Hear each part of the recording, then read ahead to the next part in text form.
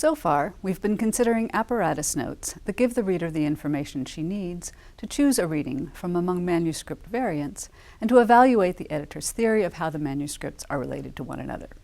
As I said earlier, the apparatus of a classical text does not limit itself to variants.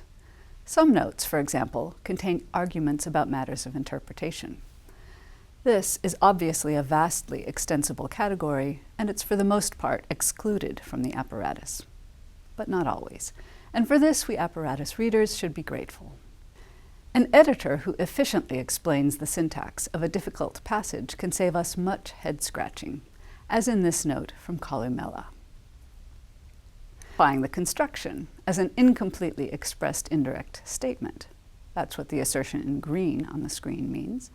And by supplying a parallel passage in which one can see in putabant, the sort of governing verb that seems implicit in our passage, the editor allows us to read on unperturbed. Unless we feel that it would be better, after all, to supply putabant or something like it in the text. In other words, the editor argues that the transmitted reading is acceptable, but he also gives the reader an easy way to make the text more readable, should she want to do so. Another situation where interpretation may be felt to deserve mention in the apparatus is where ancient scholarship bears on the text.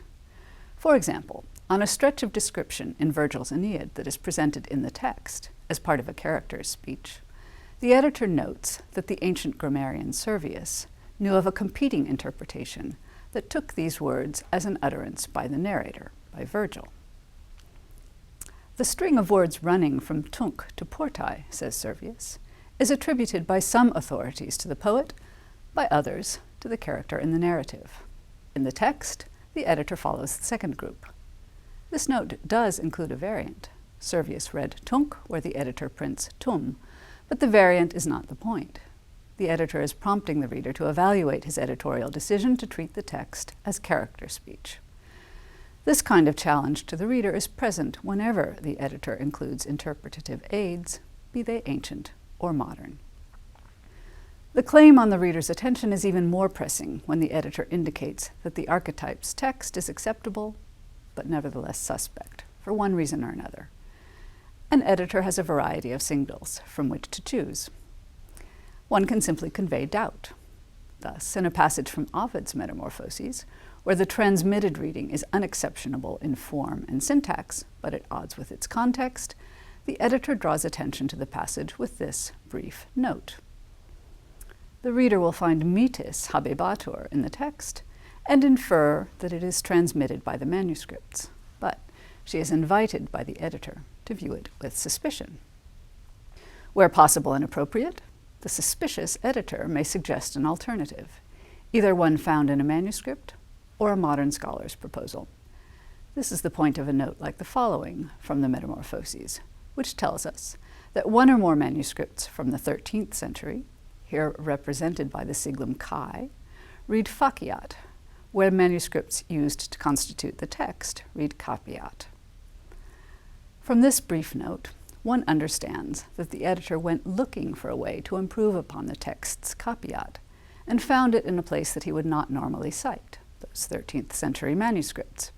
He cites them here on the strength of a parallel passage earlier in the poem, Book 1, line 469, and indicates with his fort recte, meaning perhaps rightly, that the innovation in chi may be what Ovid originally wrote. This is an instance of an editor evaluating a reading on its own merits in a manuscript tradition for which one cannot reconstruct an archetype. As he says in the preface, ipsae lectiones sint ponderandi non codices. Here, the editor leaves it to the reader to decide whether transmission or innovation is the more likely explanation for the presence of faciat in the manuscripts represented by the siglum chi. A word can also be flagged as suspect by showing that it has provoked scholarly attention in the past. Thus, the puzzling word reluctabant in the description of a ragged and filthy robber in Apuleius's Metamorphoses gets the following long note. The first part of the note tells us that the editor prints the reading of F, the archetype.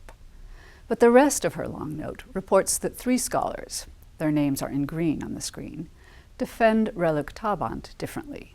That's the point of the blue alitaires. Their different paraphrases are supplied in the parentheses. She also reports that a fourth scholar, Jan Gruter, proposed 2 different emendations for reluctabant. That's the point of the blue well. So the reader is given plenty of reason to distrust the text here. The editor may also want to float a suggestion of his or her own. Thus, in Vegetius, where the archetype in the text read Doritia, the reader is alerted to its metrical oddity by the editor's proposal to substitute a synonym, duritate. Duritate, the note explains with its ob numeros, meaning on account of the meter, yields a more regular prose rhythm. Or the editor may suggest that the text would be better off without the offending bit. That would be the case if, say, it made its way into the transmitted text from a source such as a marginal comment. Thus, the note on Metamorphoses 9, 749 that we looked at a moment ago, in fact begins with the following warning. In addition to the textual problems of line 749, of which capiat is just one, the line is a banal and self-contained aphorism. So it was excised, deleted, by a great Renaissance editor of Ovid, Nicholas Heinsius. Readers would do well, the editor indicates, to be cautious about embracing it as echt Ovid.